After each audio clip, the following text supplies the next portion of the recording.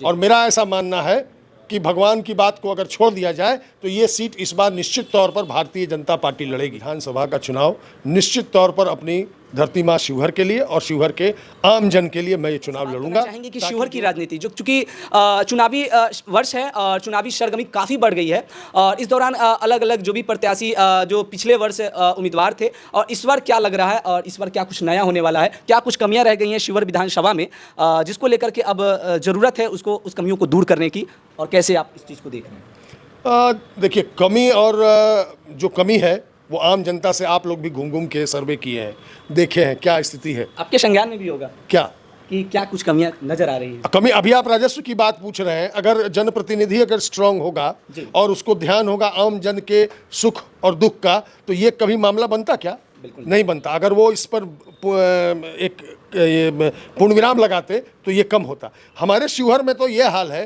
कि लोग मजाक करते थे, भ्रष्टाचार का मतलब होता था कि कुछ खाने पीने के लिए पैसा दिया तो लोग कहते थे सुविधा शुल्क है। हमारे यहाँ तो फीस शुल्क है। एक तरफ राजस्व का फी अलग है और भ्रष्टाचार का फी एकदम तय करके लिया जा रहा है। आप ही कह रहे हैं परसेंटेज हमसे पूछ रहे हैं, 40% आप अभी जोड़ लिए, हो सकता है 60% हो। बिल्कुल, तो ऐसे थोड़े होता है। अगर जनप्रतिनिधि स्ट्रांग रहेगा, जनप्रतिनिधि को संवेदना होगी आम जन के लिए, अपने कंस्टिट्यूएंसी के लोगों के लिए, तो ये नहीं होगा।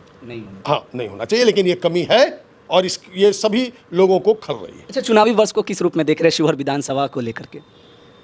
चुनाव होगा, देखना क्या है इसमें।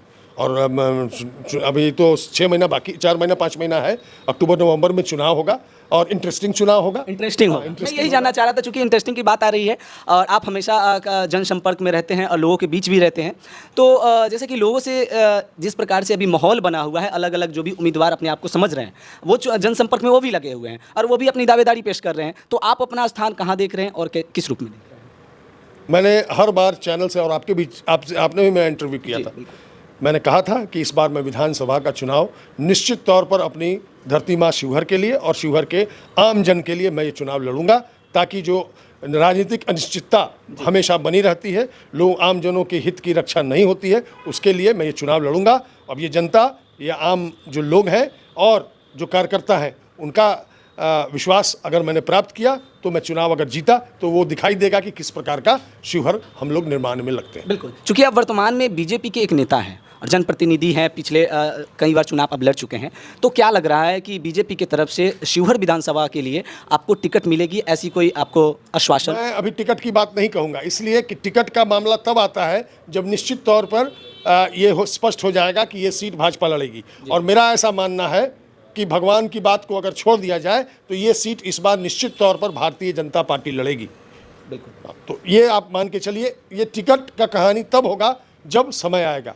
मैं अगर इतनी मेहनत करता हूँ, लोगों के बीच, आमजन के बीच रहता हूँ, पार्टी के लिए तत्पर हूँ, तो मुझे ये पूरा भरोसा है कि इस बार मैं चुनाव भारतीय जनता पार्टी से लड़ूंगा। बिल्कुल, हम चाहेंगे कि 2 शब्द हम ये जो अभी इंडिया पाकिस्तान